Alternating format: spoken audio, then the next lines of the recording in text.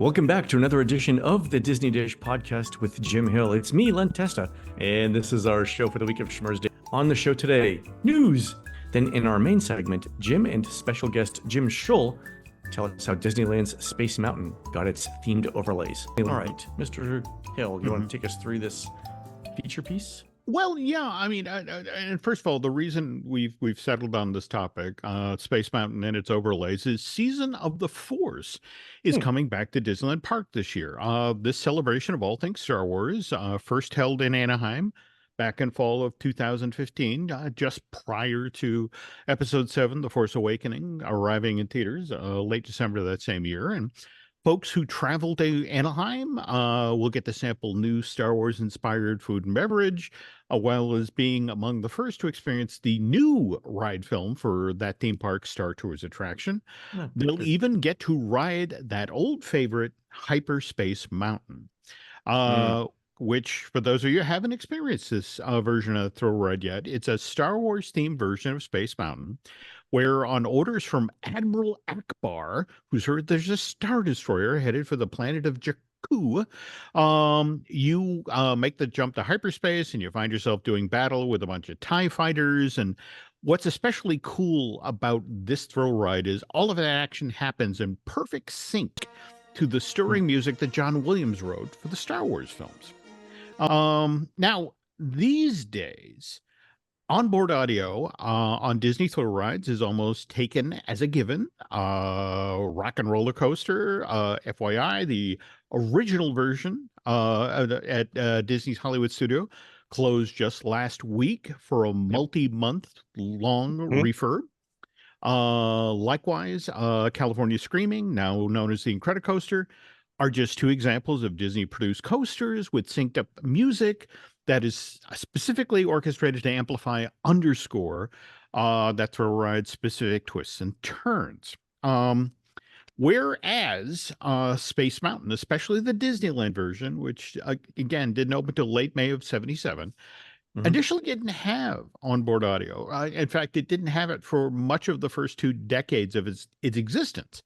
In fact, if you rode this Tomorrowland attraction through the fall of 1995, the only real sound you'd hear on this Anaheim version of Space Mountain, beyond a few sound effects you'd hear as your coaster car climbed the load hill, there was the rattle of the other coaster cars as they zoomed around in the dark, not to mention the screams of the other guests. But the only other noise was the boom you heard upon re-entry before your coaster car rolled back into the offload area. And a fun fact, that boom was manipulated audio. The Imagineers found a recording of a Saturn V rocket blasting off and discovered that when you played it backwards, you got the noise of a rocket re-entering Earth's atmosphere.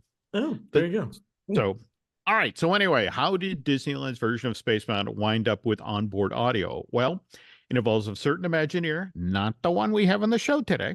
And oddly enough, the score of another movie that John Williams wrote the music to, one that was produced by Universal Pictures. So again, we now bring Mr. Shull in, our co-host from Disney Unpacked. And and we're here at the start of this segment to talk about someone you worked with at WDI for decades, Jim. Tom Morris, who was a creative development executive at Imagineering. Tom predated you at WDI by a few years. He was hired in 1980 after, I want to say he was an employee of lessees at Disneyland in the 70s, but came to Imagineering in 1980, and he was hired as Disneyland was staffing up for Epcot Center, whereas you, on the other hand, Jim, you were hired in '88, just as work was getting underway on Disney MGM Studios, and the two of you worked together on a number of projects over the year, including Rock and Roller Coaster, we just talked about, as well as the ACP, the Additional Capacity Program for Disneyland Paris. So, but this story, well, it actually starts before Tom went to work for Disney. We have to travel back to when Mr. Morris was 16 years old and had just gotten his first car, and he liked to go out for drives on the Pacific Coast Highway. So, and what can you tell us about that, Tim?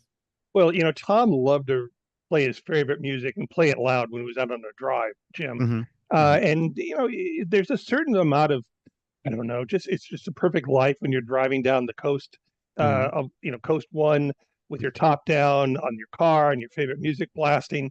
It just felt like suddenly you were part of the road, you were part of the attraction, and he realized very quickly how much music would enhance a ride experience. And he took that idea with him, and he was really the champion for that idea for many, many, many years. And basically, he would walk into pitch meetings, and he'd pitch this idea. Would it be possible to recreate his experience on Coast One in a Disney park on something like a Disney thrill ride? There you go. Now, just to be clear here, there were previous Disney attractions that had onboard audio. So, but what Tom Morris is talking about is onboard audio synced up to the specific actions of a thrill ride, where the music would then be orchestrated to enhance the twists and turns of the attraction. So, yes, this is again true. And you have to understand for a moment, there's a difference between onboard and offboard. There are a lot of dark rides at Disneyland Park that would have speakers offboard the ride and they'd blast sound, but that's not the same as having music with you as you drive through in your vehicle through a ride show or attraction. So anyway, Tom had his idea. So therefore he befriends a ride operator at Disneyland Park who somehow works at Space Mountain, naming no names, of course.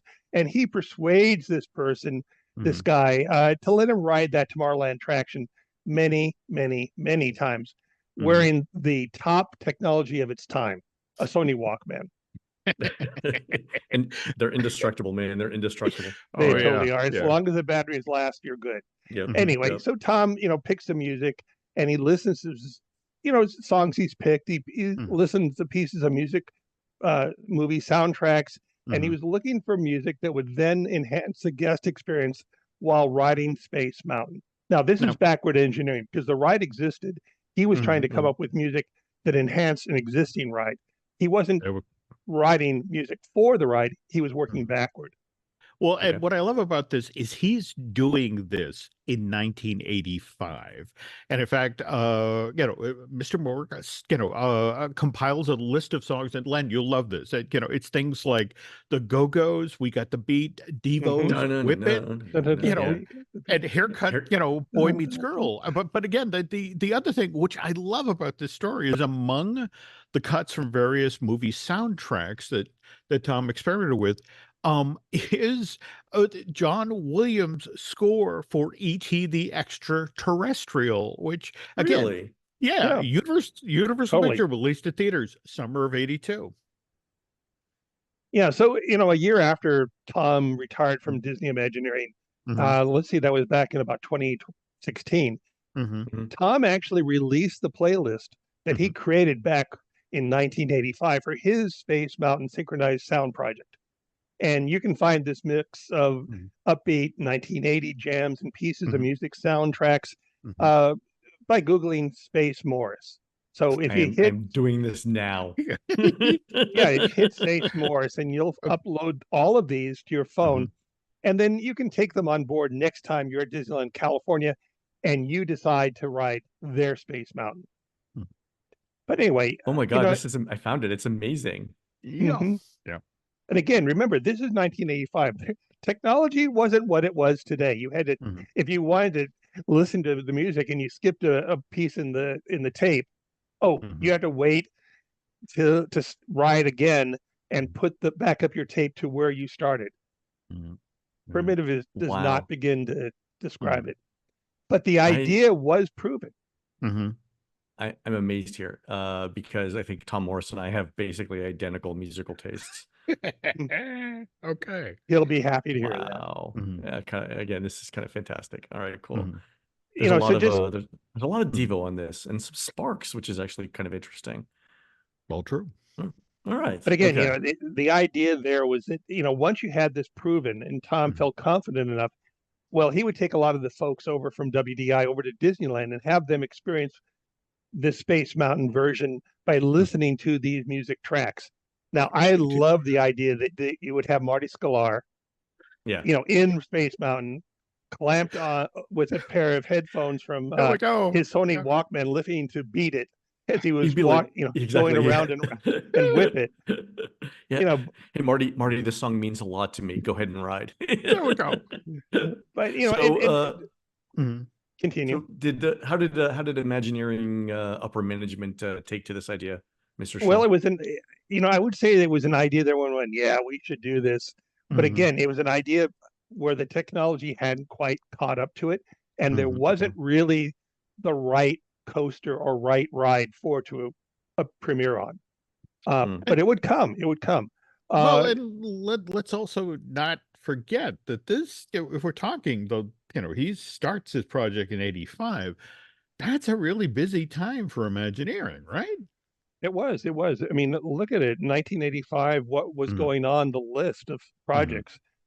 It was sometimes Disney you do a lot. Studios.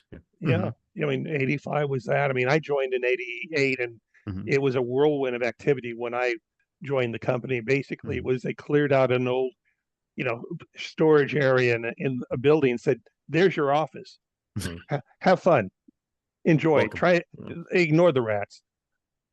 Okay, but then eventually we get to the mid '90s and this happens. So what changed between '85 and the mid '90s? Well, let's see. With respect to looking at the calendar, Lynn. Euro Disneyland opened in April of 1992, and the park itself, as we all know, it was a success. Not not without its doubters, but it was the success of the park was undeniable. Maybe there was too many hotel rooms, but that's discussion for another time. And it quickly became mired in debt, which was then renegotiated by the dearly lost Frank Wells. And he renegotiated the deals with the banks and got some of the debt down to a manageable size before we lost Frank in April of 1994. Anyway, moving on, the company was looking to rebrand the resort and go from Euro Disneyland to Disneyland Paris as a branding exercise. Because remember, back in the time, Euro Disneyland, Euro anything was really a hot brand. And then by the time Euro Disneyland opened, the idea of Euro as a brand for all of Europe didn't have the same cachet that it did in the early 1990s. Whereas Disneyland Paris was instantly recognizable. Where are you going if you lived in Manchester, England? Oh, I'm going to Disneyland. It's in Paris. I get it. I know where I'm going, and therefore it had brand equity. So that was something that happened. But there was also something else that happened, and that was they wanted to start to add new rides to that park. Okay, and again, and that sort of underlines the fact that the park, Disneyland Paris theme park, was hugely successful from day one and needed additional capacity, right? Well, this is true, and also they need a big capacity because I was part of the additional capacity program, and in that role, I oversaw creatively a lot of different projects, four specifically, and none of them were the kind of attraction or ride that would cause someone living back there in Birmingham, England, to say, you know what we need to do is plan a vacation to Disneyland Paris to ride the new attraction. So they need something big. They need something of weight and scope and impact, something like Space Mountain from the Earth to the Moon. There we go. And that opens in the park in June of 1995. But and again, just correct me if I'm wrong here. So you're working on the additional capacity program, but Tom Morris is actually the creative executive in charge of the whole park at that point. So he's kind of riding herd on you during this time, and he hasn't given up on his onboard audio idea yet, has he? No. I mean, we should stencil on the inside of our eyelids the idea that no good idea at WDI ever goes away. And so Tom has been championing this idea of onboard audio now for a decade. But now suddenly the need for Euro Disneyland, now Disneyland Paris, to open a new thrill ride, their version of Space Mountain, which started as Discovery Mountain, but now became Mhm. Space Mountain. That was the perfect opportunity to finally introduce onboard audio on a roller coaster. Mhm. And was this the first attraction that had synchronized onboard audio? The first coaster ride that had synchronized onboard audio. Okay. There's a Right. difference. And there are many Disney fans and WDI employees who, spend late nights in dark corners of different watering holes discussing and debating the difference between the two. Okay, Mhm. because Casey Jr. had synchronized audio, right? No, it didn't. It didn't, because there was Oh, Casey Jr. in really? Anaheim that had sort of music, but it wasn't synchronized, because if you open up the motor on Casey Jr. there in Anaheim, it's Mhm. actually powered by a truck.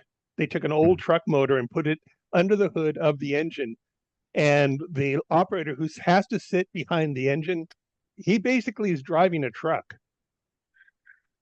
I know. Okay. So your All right. illusion. But now, by the time we Uh, got to the second Casey Jr., which mhm. I so happened to be Mhm. creative director for, that Mhm. was a roller coaster. It was a powered coaster produced by Vekoma, our good Mhm. friends who did a lot of different rides for the Disney parks. And Mhm. that did have synchronized onboard audio. And the synchronized audio was synchronized to the dips and rolls and drops of that coaster.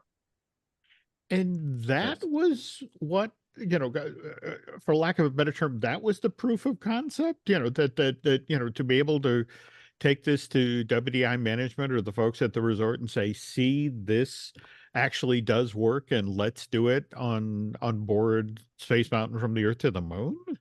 Well, let's face it again.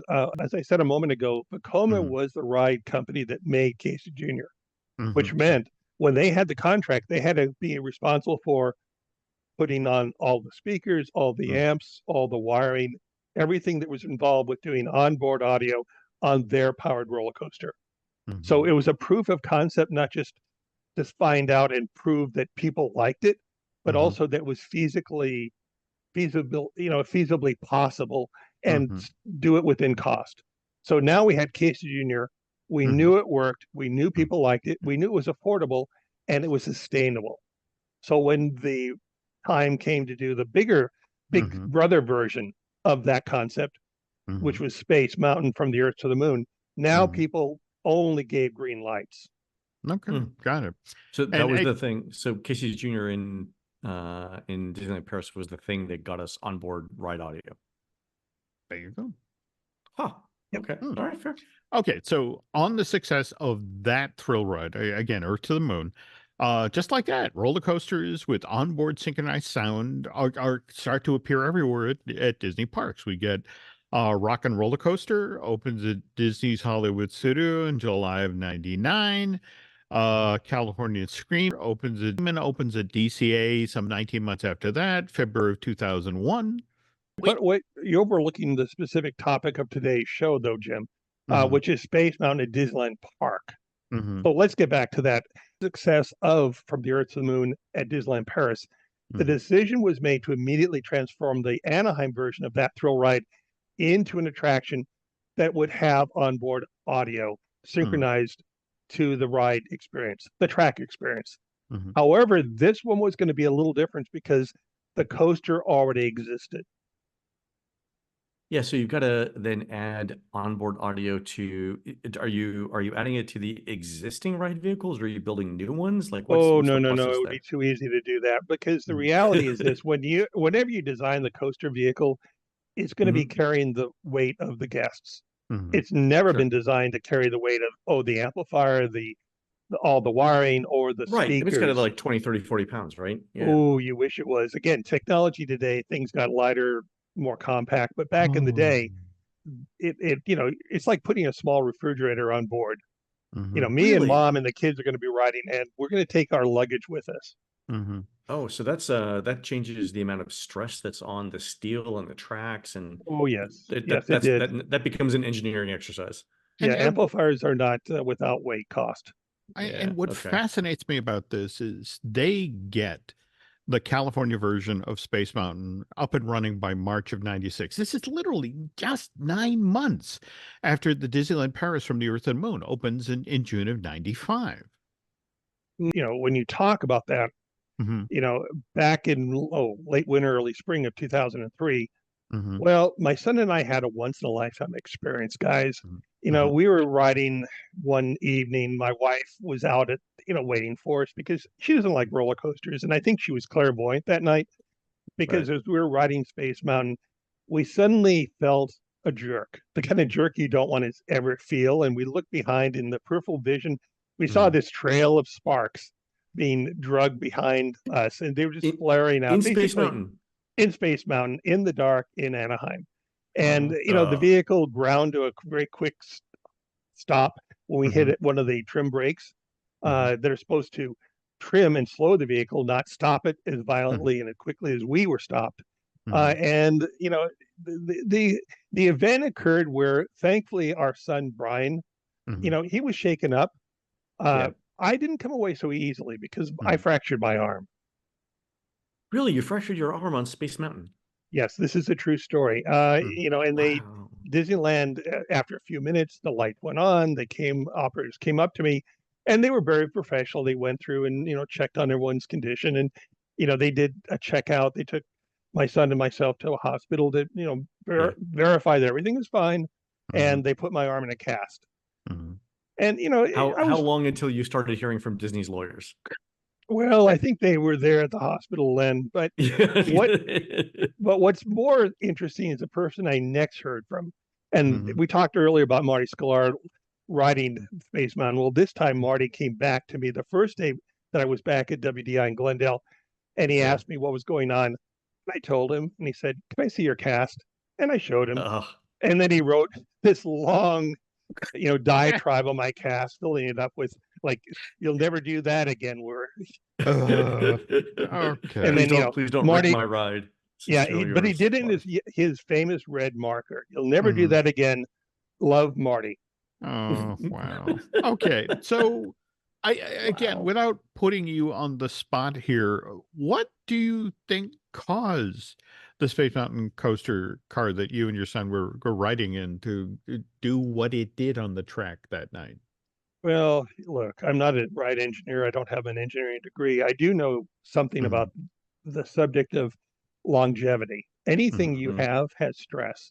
Any steel bridge, any train, any car, anything you have, if you have what you call repeat cycles, which is a usage cycle, if you use something over and over and over and over again, you're going to cause stress. And we know, because Disneyland, would close their Space Mountain periodically for maintenance, as they do Rock and Roller Coaster, which was just closed as we're recording this. And their other rides, they periodically close for inspection and for maintenance. And so, we'll never know exactly what occurred, but the reality is Disneyland's original version of Space Mountain was there a very, very long time. And in fact, at that point in time, it had been operating for over 2.5 decades. And as far as a roller coaster, that's pretty much an old man for any sort of a structural steel. That's a lot of metal fatigue. Yeah, it's a lot of metal fatigue. But the reality is, soon after the incident that I experienced, the Disney lawyers, and the Disneyland management issued a memorandum to the public saying that they were going to be closing Space Mountain to reimagine it. And basically, that's kind of saying, well, what happened to, a group of guests that night wasn't going to happen again. And it's worth noting here that when this announcement went out in April of 2003, cast members were blindsided. They had, there were literally people who showed up at Disneyland that day who were scheduled to work Space Mountain. We're told attractions closed, and we have no idea when it's reopening. In fact, it stayed closed for more than 2 years. I remember when this happened. I just didn't know it was Jim Shull's fault. Yeah. I just wanted to sign cast for Marty. That's the only way I could get it. So it took a lot of work, but eventually you get all good things come to who waits. Okay. But the lengths that people go to for that. All right, fair. Yeah, well, Disneyana, it's worth a haul.